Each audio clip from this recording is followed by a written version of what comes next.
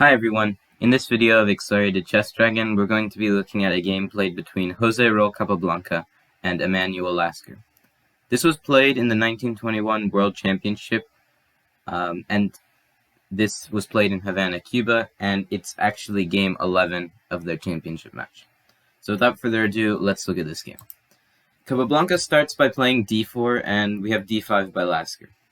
Knight f3, e6, c4, so now the Queen's Gambit declined, knight f6, and now bishop to g5, knight bd7, and e3. So the orthodox variation of the Queen's Gambit declined. The bishop develops the e7, knight c3, and after castles, rook c1, we have the Rubinstein attack. The rook goes to e8, and now queen c2. And here, generally, the most popular move could be to just play the move c6, and then after c6 is played, usually white will play moves like a3, maybe develop the bishop out to d3, and this position has arose about 200 times.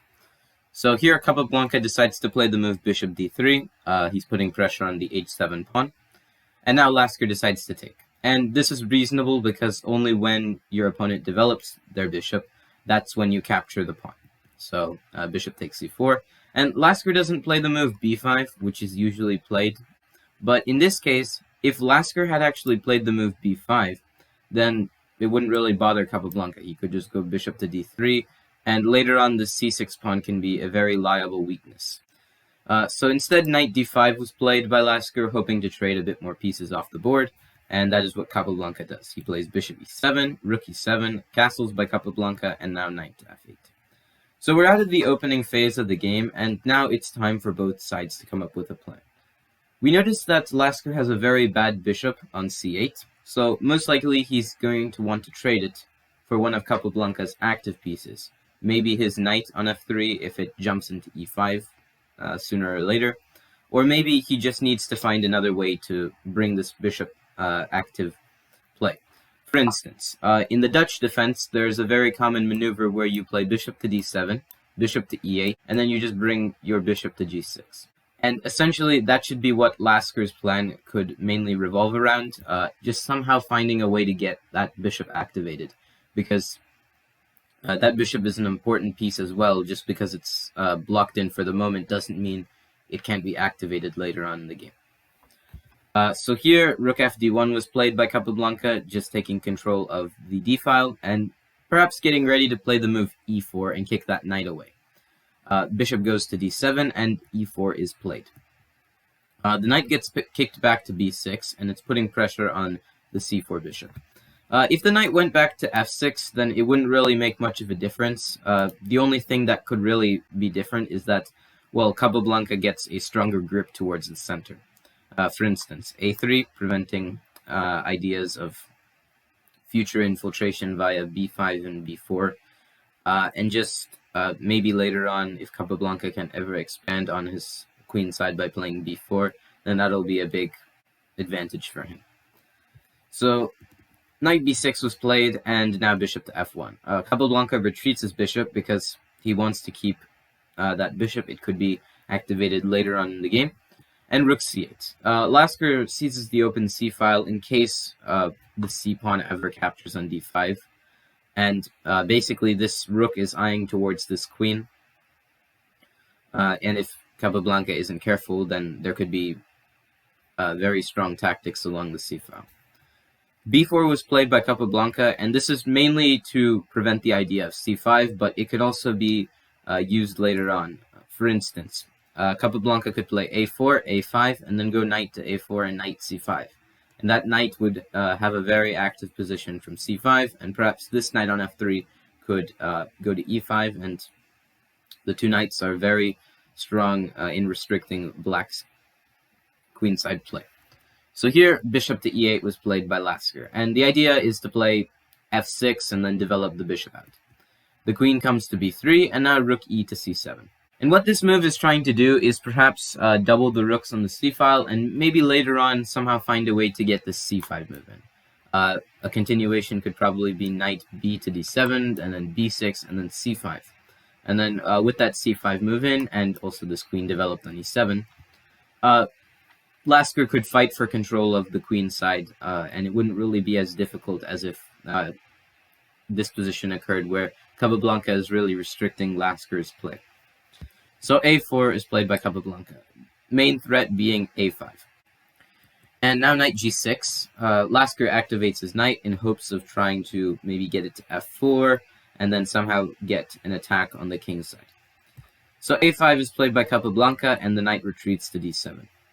E5, and this is a very nice move because it grabs a lot of space in the black territory.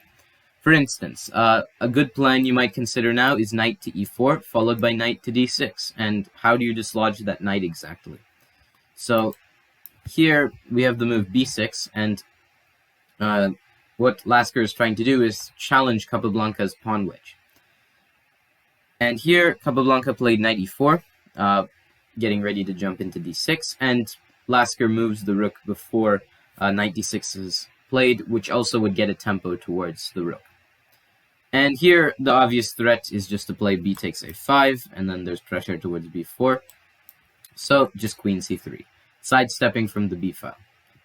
Knight to f4, and now Lasker has some ideas of how he can start an attack, maybe h6, g5, maybe queen e7, queen f8, and queen g7.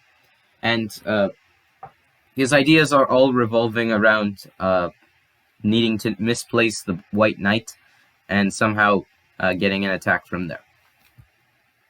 Here knight d6 was played by Capablanca, utilizing this d6 square. And now, well, Lasker is definitely going to have a hard time getting that knight out. The knight goes to d5 and queen to a3. You can't step on the b file because there's still the b takes a5 idea, so queen to a3 and f6. Not only is this trying to challenge Capablanca's central pawn wedge, but it's also trying to simply activate this bishop on e8.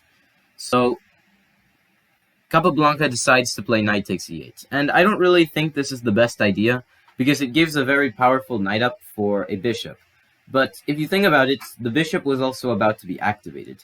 And, well, that bishop could also have been used to shield the king's side. So perhaps an idea with this knight takes e8 move is that if you play queen takes e8, e takes f6, now there's an exposed king. Lasker decided to capture with the g-pawn because capturing with this knight on d7 would just simply allow the move knight to e5, and this is getting so much activity for Capablanca. He's putting pressure towards c6. He's getting ready to push b5. And if you capture with the other knight, with knight 5 takes f6, then simply rook to e1, and this e6 pawn is looking extremely weak. So g takes f6, and now b5. And the idea is to put pressure on the c file. And you might be wondering, why doesn't Lasker just play c takes b5? Because your rook is defended. Well, it doesn't matter if your rook is defended or not, because now after rook takes c7, knight takes c7, queen to d6. Now there's pressure towards this knight. If this knight moves, then there can always be pressure towards e6. And it doesn't seem like Lasker has a real concrete way of defending all of this. For instance, if he plays rook c8, then there's rook c1. There's still pressure towards the c7 knight. And unfortunately for Lasker, if you move this knight away, there's rook c8, queen c8, and now queen takes e6 check. And here, Capablanca is already completely winning because his pieces are a lot more easy to activate compared to Lasker's. And let's say after something like knight h4, knight f5, Capablanca is going to win within a matter of moves. So rook bc8, trying to reinforce the rook, and if the trade does occur, then the rook will replace the rook on c7, not the knight. So bc6, rook c6, rook c6, the trades occur, and after a takes b6, a takes b6. Now, if you capture with any other piece, then you obviously lose the a7 pawn, so a takes b6. And now rook to e1. Yet again, there is pressure towards this e6 pawn, and it really gives Lasker the question, what is he really doing with his pieces? I mean, this rook would have to stay guard to this pawn, this queen would have to guard it, if you wouldn't want to lose this pawn. So here, Lasker decides to play queen c8, and it's a pretty direct idea. Well, there is pressure towards this pawn. You might try to get ideas like rook c3 of your own. So that's what the main idea is, and after knight d2, just knight f8. So Lasker found a way to defend the e6 pawn. Now his plan should now be to find a way to activate this rook and this queen, because for the moment they're not really doing a lot on the c file. So knight e4 guarding the c3 square, because rook c3 was a definite threat for Lasker, and now queen to d8 is played. Lasker perhaps fears ideas like when this knight has to move and then the f6 pawn is going to be captured, so he defends it in advance. But at the same time, this queen d8 move also protects the idea of knight d6, because that knight coming into d6 is quite a pain. So that's why here this queen to d8 is played. And now h4. So Capablanca is getting ready to start an attack, mainly by playing h5, h6, or h5 and then queen g3, somehow bring his queen into the game, and later on this rook and bishop can be included.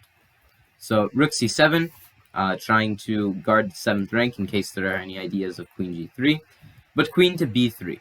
And now the plan is a pretty simple one. Capablanca is threatening the move bishop c4, which at the moment doesn't seem like it's doing much. But let's assume that Lasker does not take into account what is happening, and he plays the move h6. Now, Lasker would not have played this move, but just for illustration purposes, let's say he went h6. Now, bishop c4 by Capablanca. And if Lasker yet again does not realize what the threat is, and he plays h5, then he's already lost a ton of material, because Capablanca can play the move bishop takes d5. And after this, Lasker has already lost a lot of material, because if he plays queen takes d5, then there's just knight f6 check, and let's say king to h8. Just knight takes d5, and this is already lost. So after that, that means that you would have to play e takes d5, but this still loses because of essentially a similar trick. Capablanca can now play the move queen takes d5 check, and after this, Lasker is lost. Queen takes d5, and now knight takes f6 check. And here you're losing your queen, so let's say king to f7, knight takes d5, and now if you play, say, rook to d7, for instance, just rook to e5, and, well, this is just an easy win for Capablanca. So it just goes to show that you have to be careful in a position like this, and that's why rook g7 was played. First of all, trying to guard the g-file and the 7th rank, but later on finding ways to either activate this knight and somehow defend it, and this is the main idea. So if now Capablanca had played the move bishop c4, then Lasker would have ideas of something like knight to f4, putting pressure on the g2 pawn, and now let's say after g3 there are maybe ideas like queen takes d4, and now Lasker's position isn't as bad as it once was in that sample variation. So g3, immediately preventing ideas like knight to f4. The rook goes to a7 because it's really not doing anything on g7, and also because when Capablanca played the move g3, now he stopped his own queen from reaching the g3 square. So now Lasker is able to move his rook, and also now an idea could be something like queen to a8, followed by infiltration via either the 2nd rank or even the 3rd rank. So bishop to c4, now Capablanca activates the bishop, and the threat is bishop takes d5, but Lasker found rook to a5, and this is a very clever way of defending the knight. Knight comes to c3, and now knight captures c3, queen takes c3, threatening bishop e6. And Lasker plays king to f7, and the unfortunate thing about Lasker's position compared to Capablanca is that Capablanca has the bishop. And specifically, the bishop is nicely putting pressure towards this e6 pawn. Whereas if you look at Lasker's knight, it's doing all it can to try defending the pawn. And you'll see how this is really tying up Lasker's pieces and how it'll eventually result in the loss of the game for Lasker. Queen to e3. Putting pressure on the e6 pawn and yet again threatening bishop e6. The queen goes to d6 to defend, and now queen to e4. This is a very sly move because it also tries to threaten moves like bishop takes e6 check, maybe queen takes h7 if this knight captures. And it also gets ideas of perhaps playing the move f4 and f5, and that would also put pressure towards this e6 pawn. So rook to a4. Lasker is threatening the bishop, and if the bishop moves, then you're going to capture on the d4 square. So queen b7 check. King g6. Queen c8, yet again threatening the e6 pawn. But also if this queen ever moves, then f8 is very weak. So queen to b4, there's an attack towards this bishop and the rook, but Capablanca just plays rook c1. It's interesting to think what would happen if bishop d3 check was played, because it tries to lure the king a little bit forward into the dangerous part of the board. But if bishop d3 check was played, then, I mean, Lasker wouldn't really be affected by this. He'd just go king to f7, and there wouldn't really be much of an impact on Lasker's position here.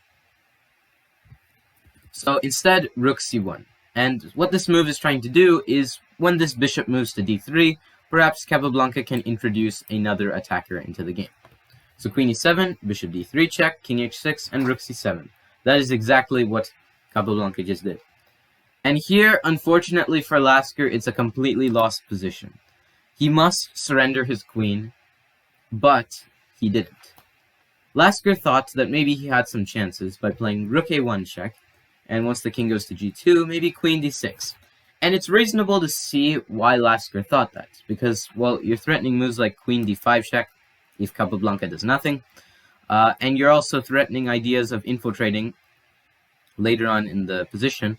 Like right now, you're threatening the d4 pawn, not at the moment because this knight is hanging, but for instance, the d4 pawn is weak, and you have ideas here.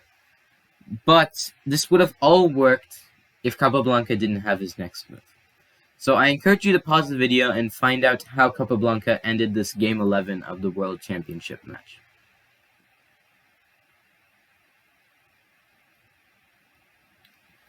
Okay, so Capablanca played the brilliant move. Queen takes f8 check. And this is a very nice finish to this game 11, because, well, if you play king to h5, then obviously you lose your queen. And you don't really have any other legal move except to accept this queen. And now rook takes h7 is checkmate. So that would be it for Lasker. And actually, after queen takes f8 check is played, you don't exactly have to capture the queen after king to h5. You just need to play rook takes h7 check. The king will come further into the position, and now you can mate in a number of ways. You could go queen g8, you could go queen g7, but my favorite of all of these ways is just a simple f3, which is a checkmate by a pawn. And this would just be it for Lasker, so that's why after queen takes f8 check, he just resigned the game. So that's the game. I hope you all enjoyed it, and if you have any suggestions or feedback for me, please let me know in the comment section, and stay tuned for more chess.